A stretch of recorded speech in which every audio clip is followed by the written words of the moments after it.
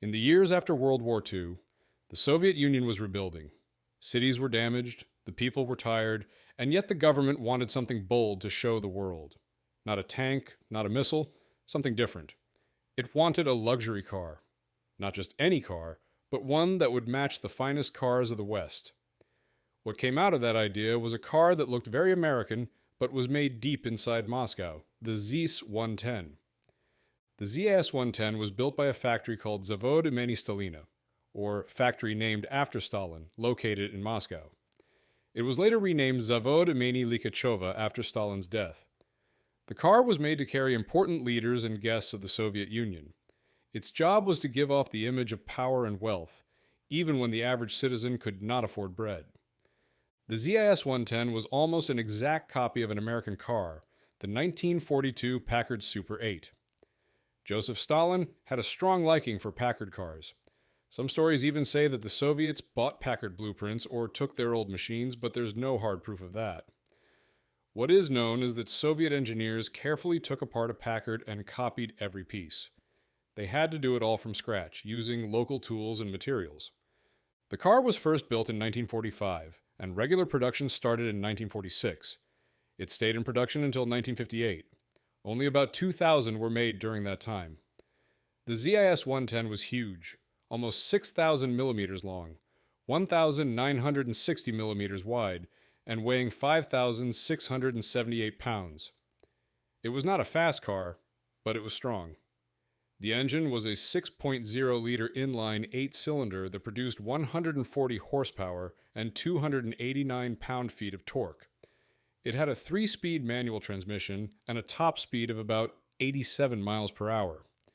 Even though it looked like a car meant for comfort, it drank a lot of fuel, over 10 gallons per 62 miles.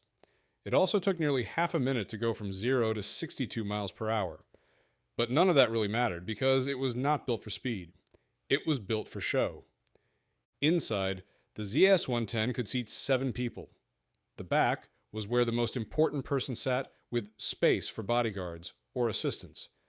Some versions were even made into convertibles for parades. There was also a special armored version called the ZIS 115, which was over 8,000 pounds and had bulletproof glass. While the average Soviet citizen would never see, touch, or ride in a ZIS 110, it became a symbol of high power. People like Joseph Stalin and other Soviet leaders used it. Foreign guests might be driven in one, but for most, it was a moving piece of political theater. It may have looked American, but it had a very Soviet soul, big, bold, and built with just enough steel to scare a pothole.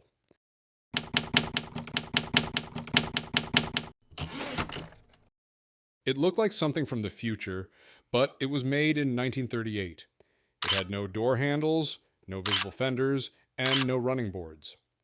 People who saw it could not believe it was real. Some even thought it came from a movie set or another planet. But it was not fiction. It was real.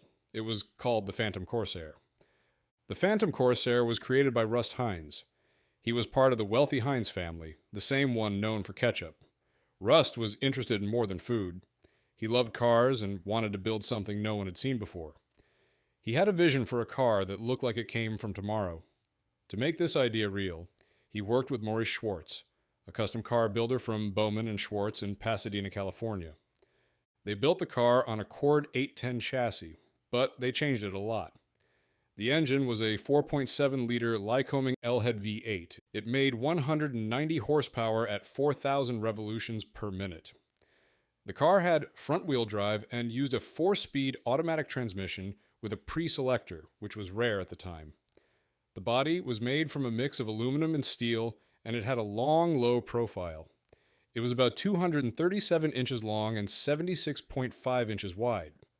The whole car weighed around 4,560 pounds. The design was strange but clever. The car had hidden wheels with skirts over them. It sat low to the ground. The doors did not have handles. Instead, they opened with buttons. Inside, it looked more like an airplane. There were gauges like a compass and altimeter. There was even an overhead display to show if the doors were closed or if the lights were on. Heating and cooling were controlled with a thermostat. The windows were tinted green for safety. The inside had cork and rubber to reduce noise and shaking. The seating was unusual. It could hold 6 people. 4 sat in the front, yes, 4, and 2 in the back facing backward. The rear seat was small because of a cabinet behind it for drinks. Rust Heinz wanted to make more cars. He hoped to sell the Phantom Corsair for about $12,500, but that was a lot of money in 1938. Then, something tragic happened. In July 1939, Rust Heinz died in a car crash.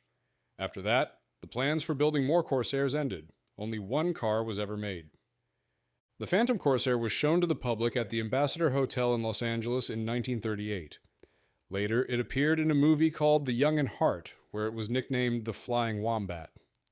Today, the one and only Phantom Corsair is in the National Automobile Museum in Reno, Nevada. It never made it to production, but it still makes people stop and stare, even if they are not sure what they are looking at.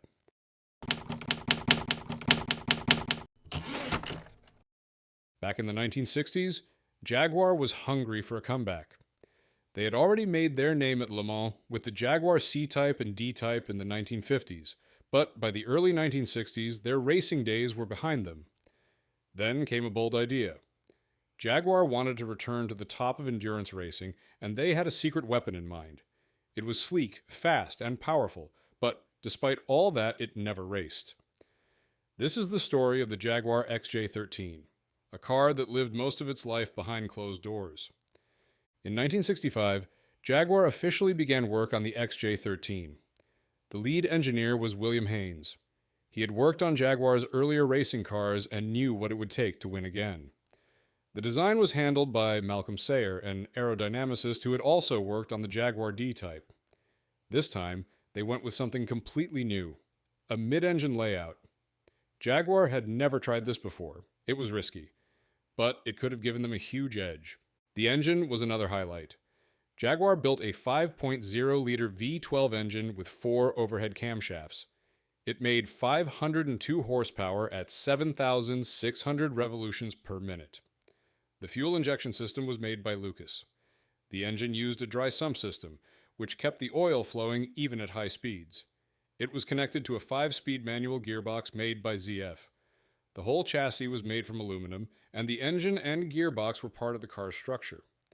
That helped cut down on weight and made the car more rigid. Suspension setup was advanced for its time. The front had double wishbones with coil springs. The rear used the drive shafts as upper links and had 2 radius arms on each side. Brakes were disc type, made by Dunlop, with large 303mm discs at the front and 295mm discs at the rear. The car was low and wide, with a length of 176.5 inches, width of 73 inches, and height of just 38 inches. The wheelbase was 96 inches. Weight was around 2,480 pounds. It could go over 200 miles per hour, though no official race numbers were ever recorded. Jaguar tested the car only a few times. In 1967, driver David Hobbs took it out at the Mira test track and hit over 161 miles per hour. But by that time, things had changed. Racing rules were shifting, and Jaguar's priorities moved elsewhere.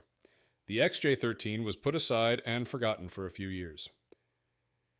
In 1971, Jaguar decided to bring the car out again to film a commercial for the new E-Type V12. Norman Dewis, Jaguar's test driver, was behind the wheel. During the filming, a tire burst at high speed. The car crashed hard. Dewis was okay, but the car was a mess. It stayed in storage until 1973 when Jaguar had it rebuilt by Abbey Panels. Some changes were made, including wider wheels and updated bodywork. Only one XJ13 exists. Today, it's kept at the British Motor Museum in Gaydon. Several replicas were made later, but the original remains a rare example of what could have been.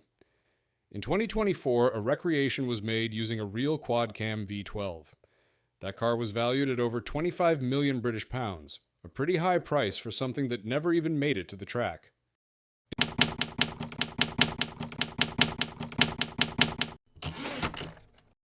In the world of classic cars, some stories are strange, some are confusing, and some are just made up. But sometimes, a made-up story becomes so detailed that people start to wonder if it might actually be true. One of the strangest cases is the Duesenberg Coupe Simone, also known as the Midnight Ghost. It looks like something out of a dream, or maybe a 1930s science fiction movie.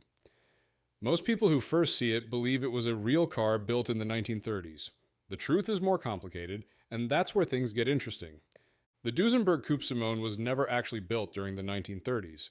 It is not a lost concept car, and it was not designed by Duesenberg or any known coach builder from that time.